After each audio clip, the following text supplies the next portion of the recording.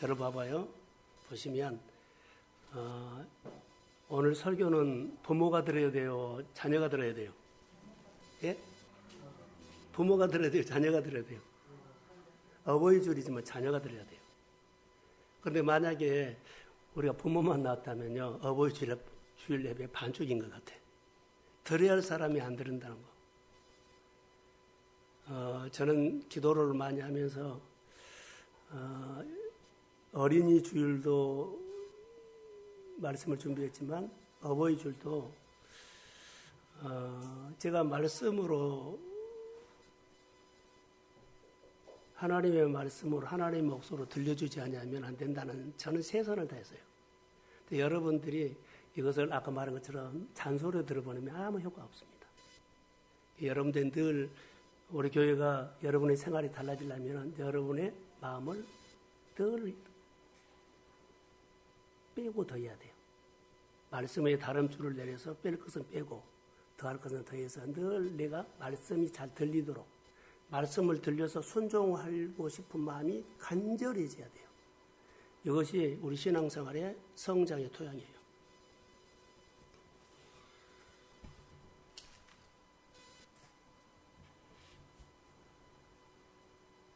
예, 하나님은 어떤 마음으로 오늘 예배서 6장 3절 말씀을 주셨을까라고 묵상을 하면서 이 저자가 사도 바울이에요. 사도 바울은 복음으로 날마다 살았구나라는 것들이었어요. 복음.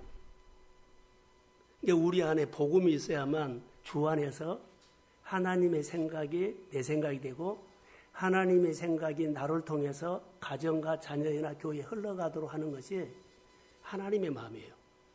우리는 다 잘라버리고 오늘 내가 맞냐 안 맞냐 그러면 하나님이 우리에게 이 말씀을 주고자 하는 의도도 모르고 그리고 이 말씀이 내가 받아도 엉뚱하게 사용돼 버려요. 다시 말하면 맞지 않은 옷을 입어버려요. 맞지 않은 적용을 해본다는 거죠. 설교를 어제 그제 한 3일 동안 이 본문을 세 구절을 가지고 계속 묵상을 했어요. 그런데 정말로 비밀이 보였어요. 자, 하나님은 어떤 마음으로 이 말씀하셨을까? 딱 하나요. 창조 질서예요. 하나님이 하시는 우리에게 모든 말씀은요. 내 말로 들으라, 말씀을 들으라, 살아라는 것은요. 창조 질서예요. 질서를 세우기 위해서 말씀을 주셨고 질서를 세우기 위해서 계명도 주셨어요. 그러니까 내가 교회에서 생활할 때 교회에서도 말씀이 있고 그 계명이 있죠. 왜 그것을 내가 따라서 해야 할까요? 하나님의 질서, 교회의 질서, 가정의 질서, 내가 복받는 질서가 그 길로 하나님이 온다는 거. 근데 우리가 이것을 안 해버리죠. 그러면 이 말씀은 내게 좋은 말씀인 것은 사실인데 복은 안 돼. 이 비밀을 속에 담고 있더라고요. 여러분 보십시오. 오늘 어버이 주일인데 본문에는 부모님 순종, 부모님 공경이라고 나와 있어요. 그리고 약속 있는 첫 계명. 약속 있는 첫 계명이다 그랬는데 그리고 그 다음에는 잘되고 잘되는 사람이 되려면 성경에 여러 가지 이야기가 많이 있어요. 여러 가지 약속들이 있지만 가장 먼저 잘되는 약속의 첫 번째는 뭘까요? 잘되는 약속은 사실 부모님의 마음 아는 거예요. 부모는 자녀가 잘되기를 바라는 한 가지 소원을 가지고 산다. 부모는 자녀가 잘되는 한 가지 소원이에요. 많은 소원이 있고 많은 있죠. 그러나 부모에게 딱 말하면은 부모가 소원은 딱 하나요. 자녀 잘되는 거. 그 이상은 없어. 많이 배웠다. 출세했다. 뭐 여러 가지 많이 이런 거 있지만 딱 부모의 소원 딱 하나는요. 자녀 잘되는 거. 이것. 근데 이것이 이 마음을 하나님이 갖고 있다는 거. 너는 자녀들아 부모 순종하고 공경해라. 그러면 약속 있는 첫 계명인데 이것이 부모들이 갖고 있는 마음이라는 거. 자녀 잘 되는 거. 그러니까 하나님이 가지고 있는 마음은 부모님이 가지고 있는 마음과 거의 다 같다. 그래서 우리가 부모 마음으로 하면 하나님의 마음도 하나님 이런 마음을 갖고 계시구나 라고 그렇게 생각하면 돼요. 그래서 성경은 자녀가 복 있는 사람 되고 오늘 본문으로 말하면 잘 되는 사람 되는데 인생의 집을 짓는 설계도가 있어요. 그 설계도는 뭐냐? 집 지으려면 설계도 지휘한 것처럼 설계도가 뭘까요? 부모 효도예요. 부모 효도가 우리가 잘 되는 거, 복 있는 사람 되는 설계도가 뭐요? 부모 효도였어요. 그러니까 신앙생활 하면서 부모 효도는 우리 인생의 가장 1순위 도전이다. 그때가 복 있는 사람, 잘된 사람 된다. 할렐루야. 그래서 주 안에서 부모 효도는 내 삶의 초점의 1순위다는 거. 어디서요? 주 안에서. 부모 효도는 내 삶의 초점의 1순위가 부모 효도다. 그 사람은 부모의 소리가 들려요. 그리고 능력이 나타나. 약속 있는 첫 계명 속에는요, 복은 능력으로 오지 껍데기로 오지 않아요. 자, 여러분 보세요. 주 안에서 부모 효도보다 내 삶에 초점이 맞춰 있다고 봅시다. 자녀, 초점이 맞춰 있어요.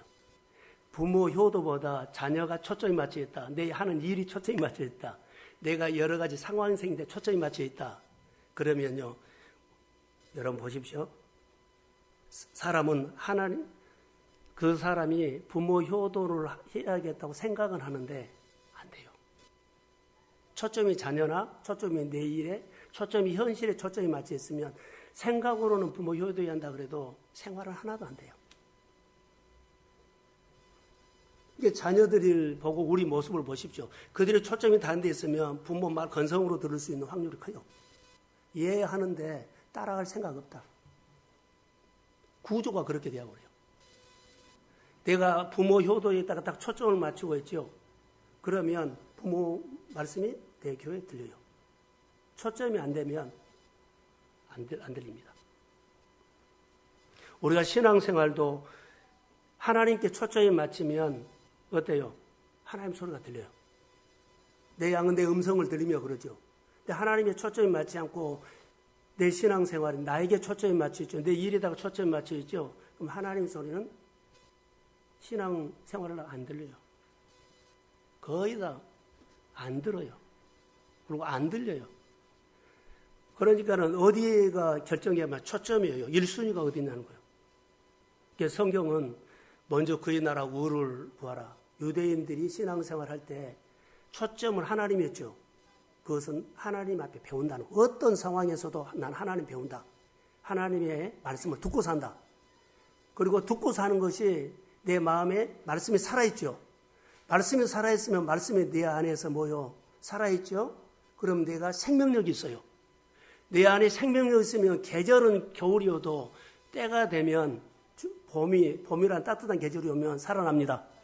회복됩니다. 그러니까 내 안에 생명이 있어야 돼. 내 안에 생명이 있어야지. 그래서 우리가 초점이 중요하다는 거예요.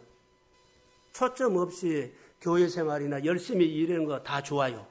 그러나 생명력이 없으면 어려운 시절이 오면 어려운 계절이 무너져 버린다. 신앙이 흔들린다든가 삶이 흔들린다든가 모든 거. 그래서 우리가 내 삶을 중심을 잡을 때 항상 하나님의 말씀을 다림줄을 내리라. 유대인들은요, 나라 없이 2000년 동안을 그들의 생활에서도 하나님을 배우는다는 것은요, 나를 하나님 앞에 세웠다는 것은 말씀이 다림줄을 항상 그들에게, 나라는 없어도 정말로 어렵고 고달프게 생활해도 그들은 뭐요? 하나님의 말씀 앞에 나를 세우고 늘 말씀을 다림줄을 내려서 이거 아니야 기야. 거의 하나님께 초점을 맞춰 있는 사람의 생활에 날마다 싸움이에요. 그래서 우리가 이 본문이 중요하다고 생각해요. 저는 묵상을 여러 방법으로 많이 했는데 부모님께 효도해야 한다는 것은 다 생각을 갖고 살아요. 근데 현실은 다르다. 내 삶의 초점이 자녀에게 있으면 효도는 하고 싶은데 효도가 안 되더라. 이거 현실이에요. 부모님께 효도하고 싶으면 부모님께 초점을 맞춰야만 부모님의 말씀이 들리고 효도가 돼요. 절로 돼요. 이것은 우리가 오늘 생활하는데 여러분 자기를 묵상해 보면 말씀 앞에서 그냥 보여요. 지금 내 삶이 잘 되고 있다고 늘 느끼고 늘 생각한다면 그 사람은 하나님의 약속이 이루어지고 있다는 증거예요. 오늘 본문을 통해서 보면 하나님의 약속이 내 안에 이루어지고 있다. 그럼 하나님 내 안에서 늘 이 약속이 커지도록 내 눈에 보이고 내 눈이 커지고 마음이 넓어지고 더 믿어지게 되기를 소원합니다. 이것이 우리가 내 가슴에 말씀이 살아있다는 증거예요. 자, 성경 시편을 제가 볼게요. 오늘 본문과 똑같은 말씀이 있어요. 장면은 달라요. 본문에는 뭐라고 말하냐면 자녀들아 주 안에서 부모를 순종하라 그리고 부모를 공경하라 약속 있는 첫 계명이라 그리고 잘 된다 그랬죠. 보세요. 제가 읽어드릴게요. 시편 1편에 보면 1절이 보세요. 복 있는 사람은 해놓고요. 악인의 길을 따르지 아니하고 죄인의 길에 서지 아니하고 오만한 자리에 앉지 아니하고 이것은 어때요? 거기 초점에 가서 시간 낭비해버리면 복 있는 사람 안 돼요. 이것과 싸워야 돼요. 그래서 2절에 보면 오직 율법을 놔두세요. 오직 여호와의 율법을 즐거워하며 그러죠. 초점이 어디예요? 복 있는 사람은 초점이 하나님이에요. 그리고 시냇가에 심은 나무의 인생처럼 범사가 잘 되고 형통하라 그랬죠. 형통하다는 말은요, 잘 된다는 말이에요. 오늘 에베소서 6장 1절에서 3절 말씀과 시편 1편 1절에서 3절 말씀이 똑같대요. 자, 복 있는 사람 되려면 어때라고요? 어려운 환경과 싸워 이겨라. 두 번째는 하나님께 초점 맞춰라. 그러면 세 번째는 잘 된다. 에베소서 6장 1절에 뭐요? 순종하라 그러죠? 순종해라. 공경해라. 약속 있는 첫 계명이니 이것이 되면 뭐한다? 잘 된다. 할렐루야. 이 말씀을 우리에게 주었어요. 그런데 이것을 제가 묵상하면서 중요한 것이 있었어요. 자, 저를 보세요. 복 있는 사람이 되고 약속을 지켜서 하는 것은요, 결론이 이거였어요. 하나님께 초점을 맞추고 그 말씀대로 산다는 것은 시간을 많이 충분히 가져라는 거예요. 오늘 숨어있고 감춰있는 비밀은 그거였어요. 시간을 충분히 가져라. 복 있는 사람 되려면 시간을 충분히 가져라. 부모님께 효도하는 사람은 부모님과 마음을 충분히 나누라. 교회에서 충성한 사람, 복 있는 사람 되려면 교회에 충분히 시간을 가져라. 시간을 충분히 가져야만 말씀이 들려요. 부모님 말씀이 들려요. 갖지 아니하면 하나도 안 들려요. 시간을 충분히, 봉사하면서 시간을 갖고, 자, 예배 드리면서 시간을 갖고, 교회 관계, 하나님 관계, 여러분의 생활 관계도 시간을 충분히 가져요. 근데 우리는 시간을 안 갖고 왔다가, 이런 부분들을 다림질 내려보세요. 내가 안 되는 이유들, 내가 늘 버벅거리는 이유가 내 삶이 이렇게 되는 것은요, 다림질 내려보면 그냥 그림처럼 보여버려요. 시간이었어요. 하나님과 여러분 시간을 가져 대화도 안 할 수 있어요, 우리는. 여러분 어떻습니까? 자, 시간을 충분히 가져라. 여호와께서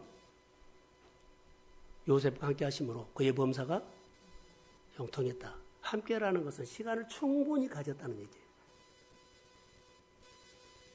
그냥 함께라는 단어를 악세사로 붙어가지고 범사가 잘 됐다가 아니라 시간을 충분히 가졌던 사람이 함께라는 단어예요. 누구랑 함께 하십니까? 자, 더 정확하게 할까요?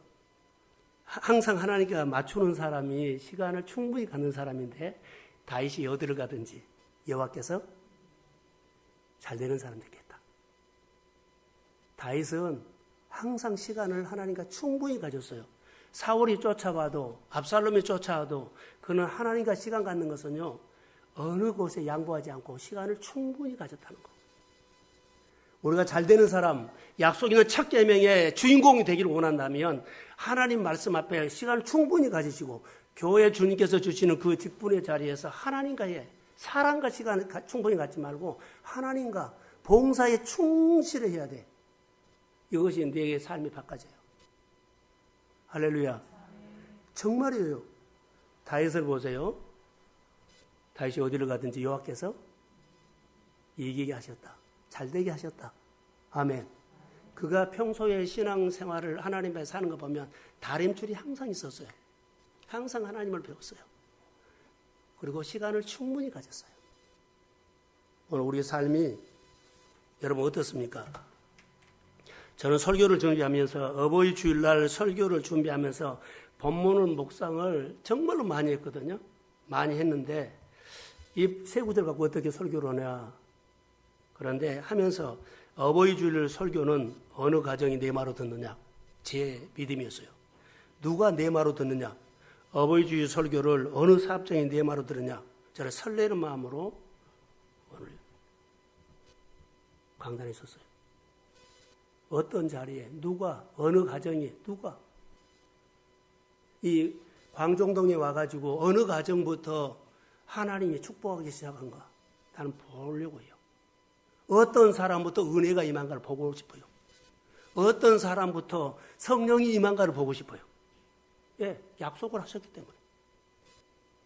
할렐루야. 그래서 요한복음 11장 40절에 보니까는 예수님께서 이르시되 내 말 내가 믿으면 영광 보리라 이랬어요. 내 말, 주님의 말 내가 믿으면 영광을 보리라. 다른 말로 할까요? 내가 이 말씀을 들으면 오늘 살아나리라. 오늘 회복되리라. 오늘 하나님의 말씀이 가슴에 임할지어다. 이 말과 똑같아. 믿음이 없으면 하나님 기쁘시게 할 수 없어요. 말씀이 믿어지는 은혜. 요즘 내가 하고 싶은 이야기가 늘 다르게 봅시다 해요. 대책을 세웁시다. 대책을 세워서 다르게 봐야 돼요. 그러지 않으면 20년 동안 본 거 그대로 봐. 10년 동안 본 거 그대로 봐. 여러분 하나도 안 바꿔져. 난 집에서나 할 때 내 생각은 이렇게 하고 이렇게 했는데 하나님은 어떻게 하고 항상 그렇게 다르게 보려고 예를 써요. 설교도 본문 내가 봤던 거 아니라 다르게 한 성령이 보여달라고 하면서 그렇게 말씀으로 말씀 가지고 묵상으로 씨름을 하고 있는 거예요. 여러분 묵상을 하면서 말씀이 내 안에 말씀이 나에게 깨달아지고 말씀 속에서 하나님의 약속을 찾아 행하는 일이 가슴 뛰는 일이다 생각이 들었어요. 여러분 가슴 뛰는 일 없어. 말씀을 묵상하면서 말씀이 깨달아지죠. 이 깨달아진 말씀을 내가 행하는 일이 가슴 뛰는 일이에요. 누가 시켜서 하기보다는 교회에 오거나 여러분의 가정에서 회사에서나 하나님께서 나에게 주신 말씀을 깨달아서 그 행하는 것이 가슴 뛰는 일이에요. 이것은 주님이 주신 것입니다. 주님 앞에 순종하는 겁니다. 그래서 주님의 언어를 내 안에 내 손에 나타나. 이것이 오늘 우리가 가지고 있어야 할 영적 생활, 신앙 생활이에요. 관점을 바꿔야 된다는 겁니다. 내 삶의 은혜를 찾아라는 겁니다. 내 삶에서 하나님 말씀에 순종하려고 말씀대로 한번 행해보려고 말씀을 내 말로 들려고 예를 쓰는 거.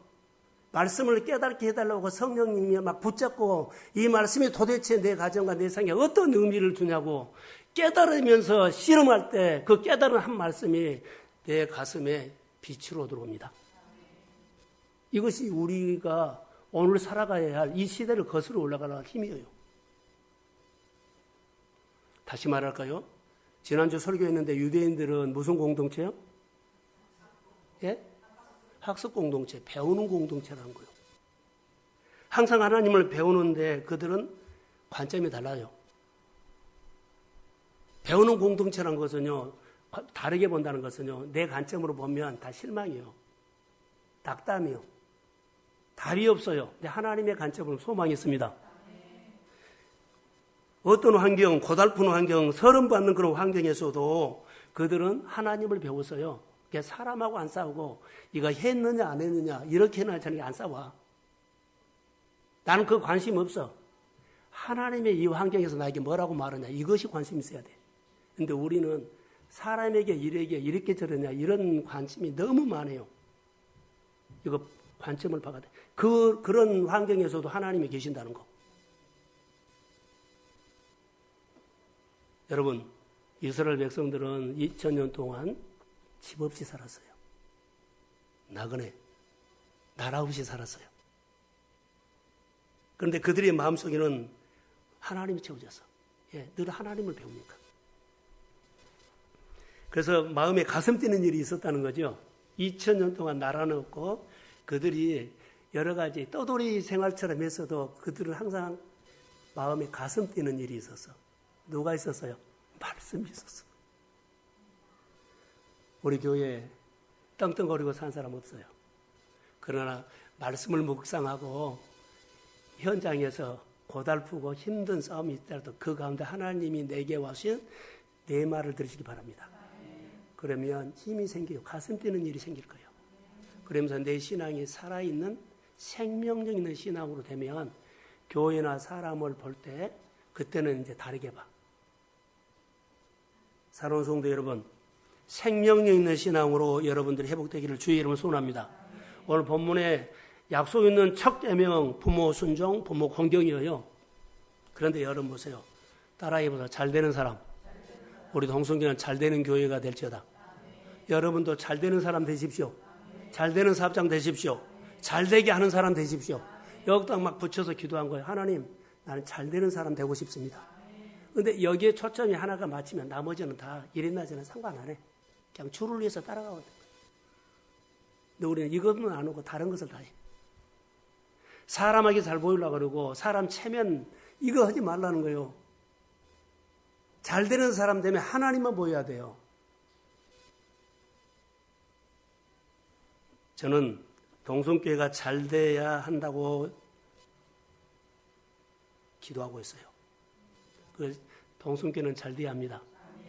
더 이상 물러설 수 없습니다. 이제는 하나님을 향해서 잘 되는 교회에 대한 대책을 생각합니다. 여러분도 더 이상 물러설 수 없어요. 잘 되는 가정 되십시오. 잘 되는 사람 되기 위해서 다르게 대책을 세워야 한다는 거. 이것만이 내가 살고 다른 사람도 하지만 다른 사람이 사는 것 보고 나도 똑같이 하나님의 역사해 달라고 그 목마름과 사모함이 생길 줄로 믿습니다. 잘 되는 길이 있어요. 여러분, 잘 되는 길을 알면 부모 순종이에요. 복 있는 사람은 복 있는 사람의 길을 알면 부모님에게 하나님에게 보답하며 살게 된다.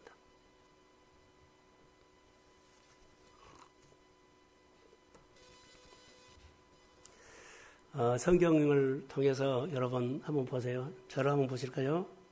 말씀의 능력을 잘 몰라. 정말 말씀의 능력이 있습니다. 오늘 본문으로 말할까요? 예수 믿으면 하나님의 약속이 있는 줄 모르고 살아. 하나님의 약속이 있습니다. 또 하나 말할까요? 예수 믿어도 축복을 받아도 누리는 복을 몰라. 누리고 사십시오. 약속이 있는 줄도 모르고 말씀 속에 능력이 있는 줄도 모르고 자기가 잘난 척하고 막 그 복을 받아도 누릴 줄도 모른다는 거. 아침에 저는 성경 5장을 읽으면서 느헤미야서 2장을 읽었어요. 2장부터 6장까지를 읽었는데요. 5장 읽었는데 2장에 보면 느헤미야를 통해서 하나 온 메시지가 있었어요. 느헤미야가 평소에 왕하고 굉장히 잘 지냈다. 왕하고 너무 잘 지냈어요. 평소에 잘 지냈어요. 그것을 보게 됐어요. 오늘 아까도 말했지만 하나님과 시간을 충분히 보낸 것처럼 느헤미야는 왕하고 충분한 시간을 가졌어요. 그런데 보세요. 그가 여러 가지 기도 제목을 갖고 하죠. 왕 앞에 술관원인데 2장 1절에 보면 느헤미야가 포도주를 왕께 늘 드리러 가지고 가죠. 근데 내가 이전에는 왕 앞에 수심이 없었는데 오늘은 수심이 있어요. 어찌하여 얼굴이 수심이 있느냐 왕이 물어봅니다. 그래서 왕이 너 마음에 근심이 있구나. 이것을 들켰지요. 그러니까 그가 두려워요. 왕 앞에 수심이 있거나 근심이면은 왕이 못마땅하게 생각하면서 그렇게 얼굴을 붉힌 줄 알고 처리해 버릴 수도 있어요. 그런데 평소에 충분한 시간을 가지고 나눴기 때문에 왕이 느헤미야를 어때요? 이해를 해줘. 바로 이것이 비밀이었어요. 성경을 읽은데 오늘 주일날 예배소 6장 말씀을 통해서 복 있는 사람, 잘 되는 사람의 속의 비밀은요, 충분한 시간을 갖는 사람이 결국 잘 되는 사람 되더라고요. 충분한 시간을 가진 사람이 부모님의 마음을 헤아려서 순종도 되고 공경도 되고, 누가 부모님 밥 사줘요? 누가 부모님 용돈 줘요? 누가 어디요? 충분히 아는 사람이죠. 그게 공경이에요. 동양이에요, 그게. 믿음 생활도 똑같다고 나는 봐요. 느헤미야는 술관원이었지만 평소에 왕하고 충분한 시간을 갖는 사람이었기 때문에 그가 소원을 말하니까 예루살렘 가서 그 성벽 짓고 내 백성이 이렇다고 하니까 다 그러죠. 그리고 요구한 것마다 싹 들어주는 모습을 봤어요. 2장에 보세요. 평소에 시간을 충분히 갖는 느헤미야였어요. 그래서 저는 기도를 하면서 우리가 하나님 앞에 평소에 시간을 충분히 갖는 연습을 하자. 그래야만 내 생활에 어려운 일들도 있고 또 여러 가지 일들이 일어날 수 있다. 그때 하나님 앞에 기도하면 하나님은 우리의 마음을 헤아려서 잘 되는 사람, 그 문제를 푸는 사람 될 줄로 믿습니다. 느헤미야는요, 그 문제를 풀었다는 것은요, 잘 되겠다는 거예요. 평소에 하나님과 충분한 시간을 가지라. 그러면서 느헤미야가 2장 10절에 보면 느헤미야를요, 산발락이나 도비아가 뭐라고 한줄 아세요? 느헤미야가 왔단 말을 듣고 뭐라고 말해요? 그러죠. 흥황케 하는 사람. 잘되게 하는 사람은 흥황케 하는 사람이다. 하나님과 충분히 시간을 보내는 사람은요, 하나님이 뭐 어떻게 쓴다? 흥황케 하는 사람으로 쓴다. 그게 나는 들어왔어요. 여러분, 복 있는 사람 되십시오. 자, 크게 하면 범사가 평소에 하나님과 시간을 충분히 갖는 것은 여러분 해야 돼요. 악인에게, 죄인에게 오만한 자에 시간을 못 가게 하는 거예요, 하나님과. 그런데 주야로 묵상하는 것은요, 충분한 시간을 가지면 잘 되는 사람으로 3절이 된다. 시편 1편 3절에. 이런 맥락으로 다 저는 말씀이 됐어요. 자, 오늘 어버이 줄인데 부모님의 은혜를 생각하면 어때요? 충분한 나눔도 갖고 시간도 가져라. 그래야만 은혜에 대한 보답이 돼. 충분한 시간 아니면 돈 몇 푼으로 끝나버려요. 얼굴 한번 비추고 갈 깨고 가버려요. 거리가 가깝고 멀고가 상관하지 않아요. 여러분 보세요. 잘 가르쳐야 돼요, 자녀들.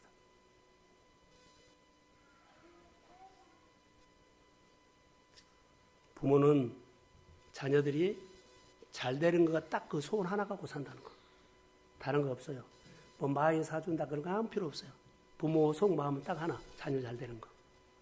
자, 아멘이죠? 이거 다 그래요. 그런데 성경에 이런 얘기를 좀 할게요. 시간 되는 대로 설교할 겁니다. 다윗에게 여러 자녀가 있었는데 압살롬이 있었어요. 압살롬의 아들이 있었는데요. 아버지로부터 왕위를 빼앗으려고 그가 반란을 일으켜요. 가만히 있으면 왕 될 수 있어요. 그런데 빨리 달라는 거예요. 빨리 그 왕위를 안 주니까 반란을 일으킨 거예요. 자, 반란을 일으켰어요. 근데 아버지가 쫓겨가면서 머리를 붉고 기드론 신학교로 도망가요. 아버지가 도망간 거예요. 이제 그 사건이 반란을 일으켰는데 그 사건이 하나님이 개입해가지고 모압 장군을 통해서 압살롬을 제거해요. 그런데 거기에서 끝난 것이 아니라 성경에 보면 압살롬이 죽었다는 말을 듣고요. 말을 듣고 그 말에 한마디를 누가 해요. 뭐라고 하냐면 그날 죽었다는 그날 이야기를 하면서 다윗이 사람들에게 한마디를 들어요. 뭐라고 듣냐면 압살롬이 살았을 때 왕의 골짜기에 자기 비석을 세웠다는 소리를 들어요. 왕의 골짜기에 자기 비석을 세우고 죽었다는 거예요. 왜 비석을 세우느냐? 나는 대를 이을 사람이 없기 때문에 내가 이거 비석을 세우고 가야 된다고 비석을 세웠다는 거예요. 이 말을 듣고 다윗이 펑펑 웁니다. 왜요?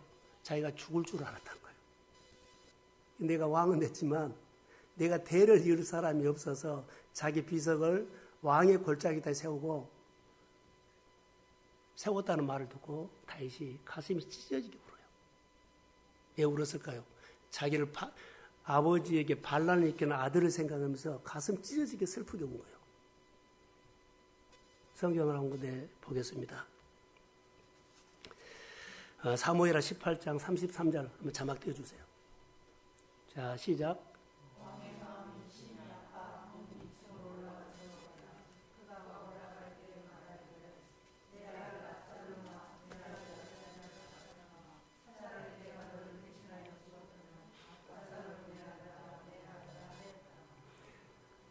다윗이 압살롬이 그런 왕의 비석을 세웠다고 하고 죽은데 예 그렇게 할까요? 반란이 그 아들을 생각하면서 그렇게 울어요. 예, 아들이 아무리 자녀가 잘못해도 자식이에요. 그 사랑해요. 또 뭐라고요? 귀해요. 그래서 그렇게 운 거예요.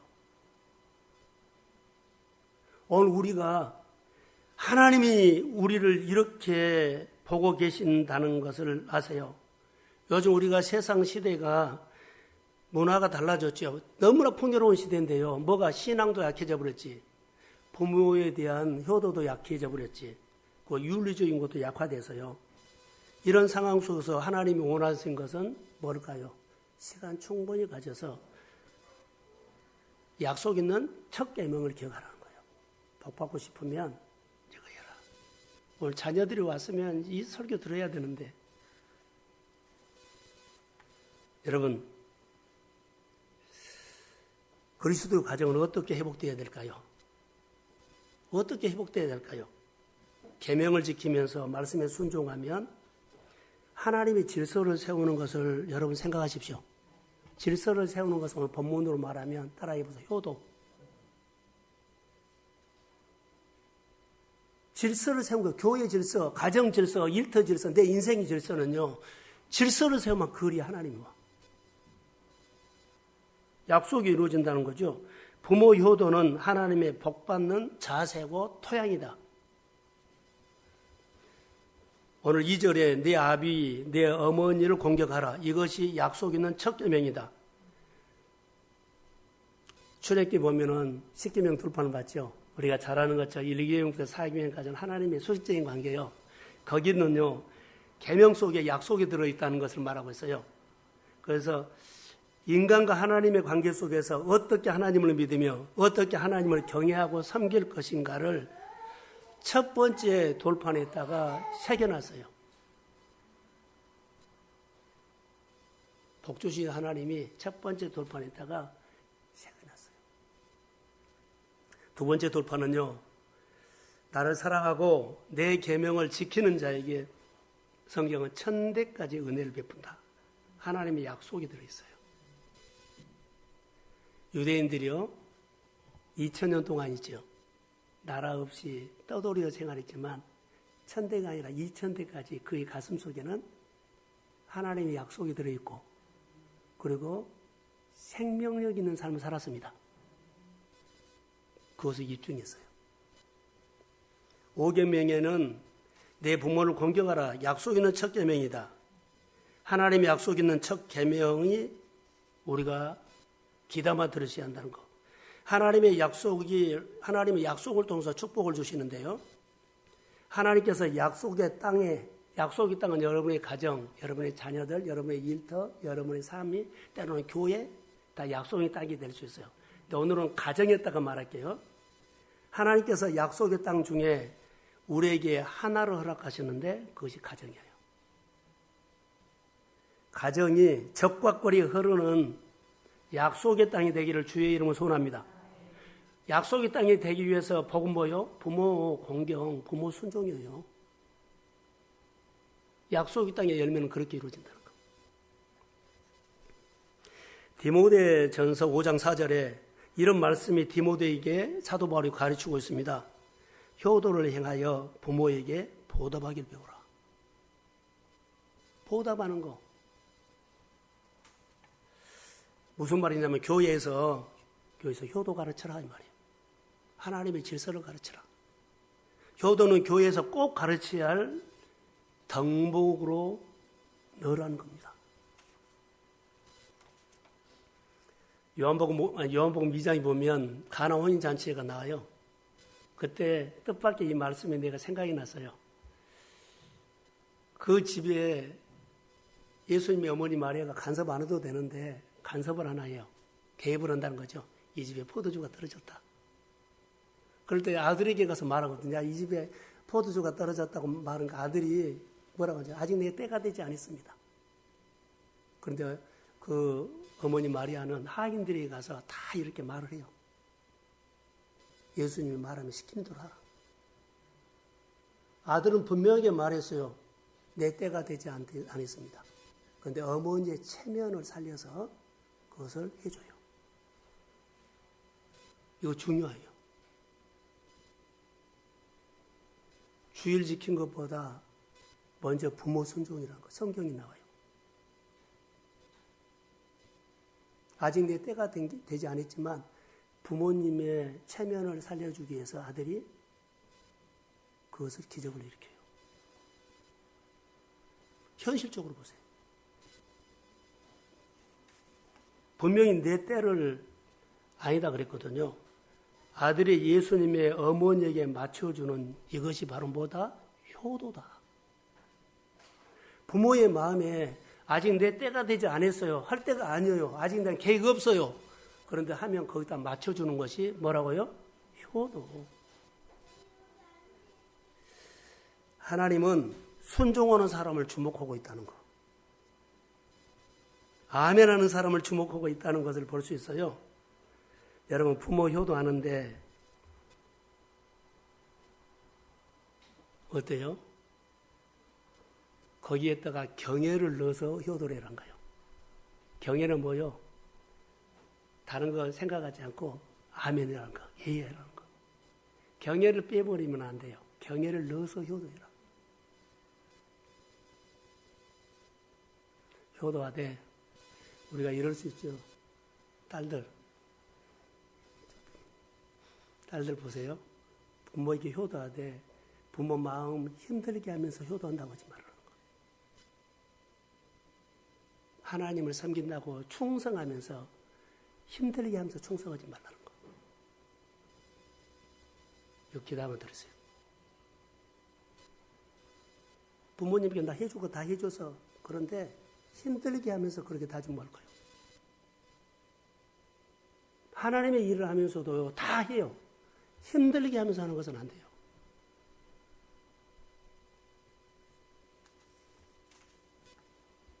공경이라는 단어는 봉양이라고 말하고 있어요. 자, 성경에 보면 요셉이 총리가 되고 가족들이 흉년되었을 때 요셉 때문에 애굽으로 다 가죠. 다 가요.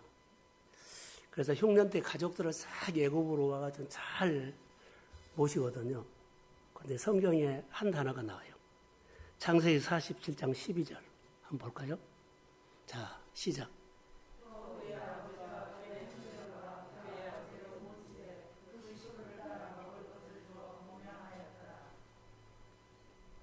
요셉이 봉양으로 실천했다는 거.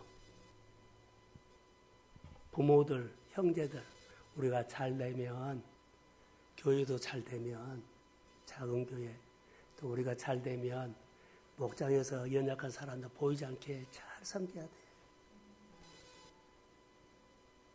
봉양.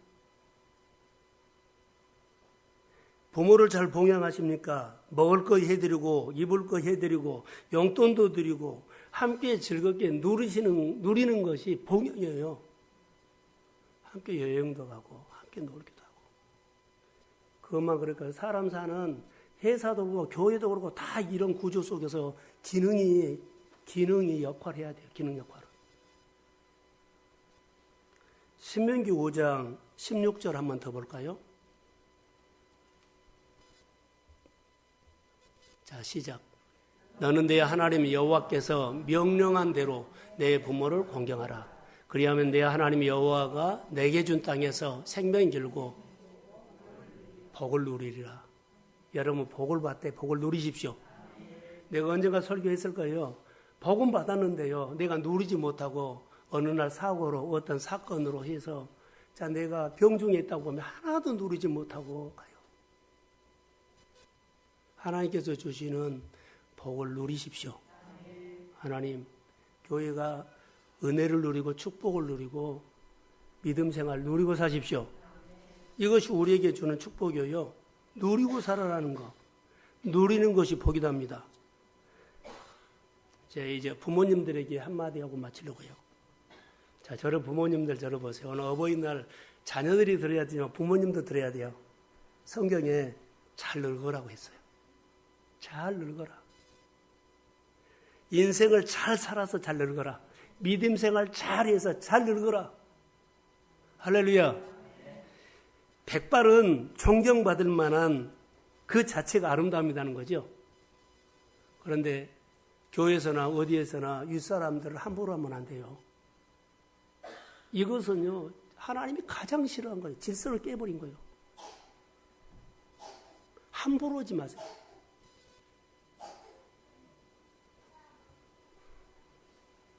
이것이 걸리면 여러분 다 안 돼요. 성경에 이야기하는 잘 늙은 것이 뭐냐라고 하면 자 여러분 들어보세요. 에브라임 지파가 하나님 앞에 잘 못한 것을 이는데 호시아가 꼬집었었단 말이에요. 호시아 선지자가. 에브라임 지파 잘못한 거 이거다. 여러분 전병이죠. 전. 쉽게 말하면 전을 어때요? 뒤집어 줘야 되죠. 뒤집지 않으면 타버리고 위에는 안 익어요. 너희들은 이것과 같다는 거예요. 너희가 잘 못 산 것은 뒤집어야 할 때 뒤집지 않고 너 생각으로만 살았던 거 이것을 말한 거예요. 다르게 말하는 것은 바로 이거예요. 신앙이 잘하는 것은요. 빼기도 하고 덧셈해야 되는데 뺄지는 모르고 막 더하기만 한 거예요. 이렇게 타버리고 안 익어버리고 그게 우리 모순이고 이게 잘못 에브라임 지파에게 호시아 선지자가 너희가 이거 잘못 살았다는 거예요. 우리가 신앙생활은요. 빼고 더하기 하면서 살아야 돼요. 잘 뒤집어줘야 한다는 거죠. 늙은 자의 아름다움이 뭘까요? 이거 잘해서 이거 잘한 사람. 빼기 더하기 하면서 성장하는 사람.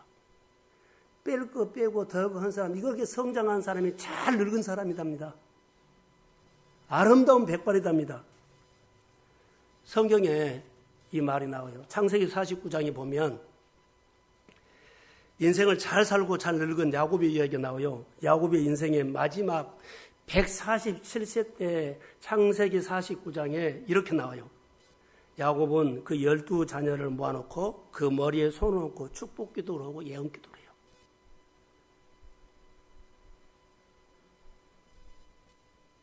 노년에 가장 잘 사람의 아름다움은요. 자기 가정에 자기 자녀들에게 축복기도하는 그것이 가장 아름다운 것입니다.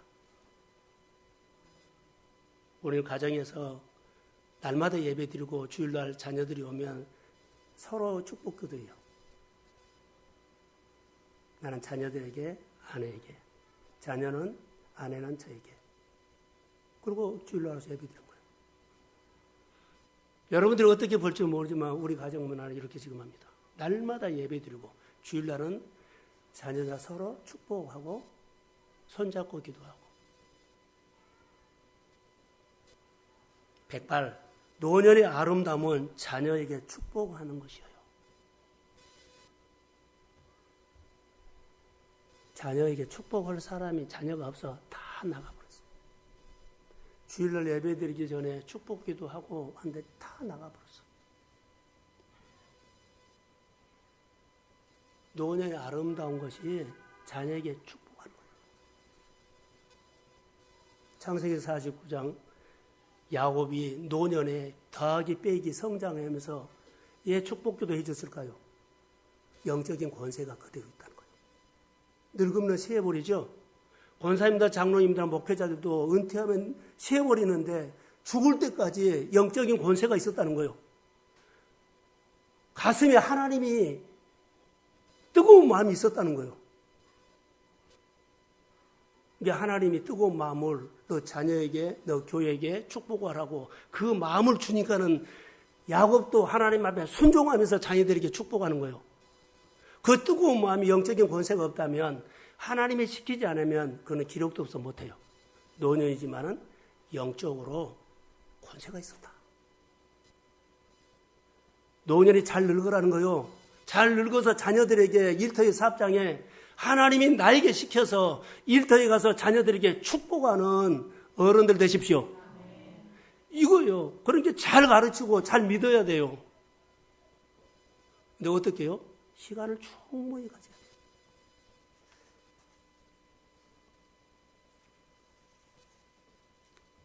레위기 19장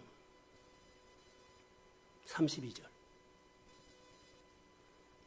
자, 너는 셋머리 앞에서 일어서고 노인의 얼굴을 공경하며 내 하나님을 경외하라. 나는 여호와니라. 그리고 레위기 19장 3절에는 너는 각 사람은 부모를 경외하되 나의 안식일을 지키라. 이 말은 안식일을 지키기 전에 부모 공경이란 말이에요. 계명 지킨다고 부모 공경 못하지 아니요. 부모 공경이 먼저라는 거예요.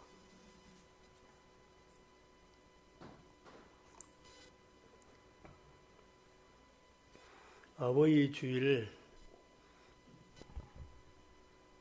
양주동 작사 이흥렬 작곡 어머님 마음이라는 나실 때 기록한 거 있죠. 우리는 다 이거 알 겁니다. 이흥렬이라는 청년 음악가가 일제강점기에 음악을 제대로 배우기 위해서 어려운 형편에 일본으로 유학을 갔어요. 작곡을 공부하는데 어때요? 그냥 맨몸 가서 할 수 없잖아요. 피아노가 있어야 돼요. 그러니까 돈이 없으니까 피아노를 구입을 못하고 어머니에게 편지를 쓴 겁니다. 어머니, 피아노가 없으니 더 이상 음악 공부를 할 수가 없네요. 음악 작곡에 대한 피아노가 필요한데 없어서 못하겠네요. 소자 음악 공부를 이만쳤고 기우하려고 합니다. 이 어머니가 이 편지를 받고요. 헐어머니였는데 유학 보내는 아들 뒷바라전이라고 빚도 지고 그렇게 어렵게 했어요. 근데 이 편지를 받고 어머니가 정신이 바짝 난 거예요. 그 다음날부터 새벽에 일어나서 땅거미가 질 때까지 여러분 솔방울 아세요? 솔방울이 불활하게만 해요. 우리가 어렸을 때 솔방울 많이 줬거든요. 그때 당시에 그랬나 봐요. 이 솔방울을 뒷산에 가서 먼 데산에까지 가면서 이 돈을 400만 원을 맞는 거예요. 400만 원. 아니 400원. 쌀 한 가마니에 13원이라고 거기는 써졌더라고요. 쌀이 한 30가마니 정도. 이것을 일본으로 보내서요. 공부를 마치고 돌아와서 가장 먼저 그가 작곡한 것이요. 어머니 마음이에요. 어머니 마음 여기 보면 1절, 2절도 있지만 3절이 중요해요. 가사 한번 띄워주시고 3절 한번 같이 아니고요. 우리 한번 불러보세요. 3절. 자, 한번 들어보세요. 사람의 마음 속엔 온 가지 소원 눈을 감고 한번 들어보세요. 어머님의 마음 속 끝까지 아낌없이 일생을 자식 위하여 살과 뼈를 깎아서 바치는 마음 인간의 그무실 거룩하리요 어머님의 사랑은 그지없어라.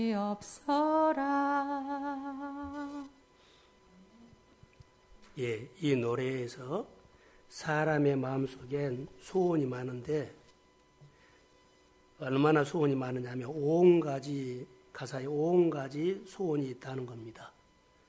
근데 5온이라는 것은 100을 이야기합니다. 어머니 마음속에는 소원이 100가지 소원이 있어도 그 마음속의 소원은 많아도 어때요? 어머니 마음속에는 소원이 한 가지라는 거. 그 한 가지가 자녀 잘 되는 거예요.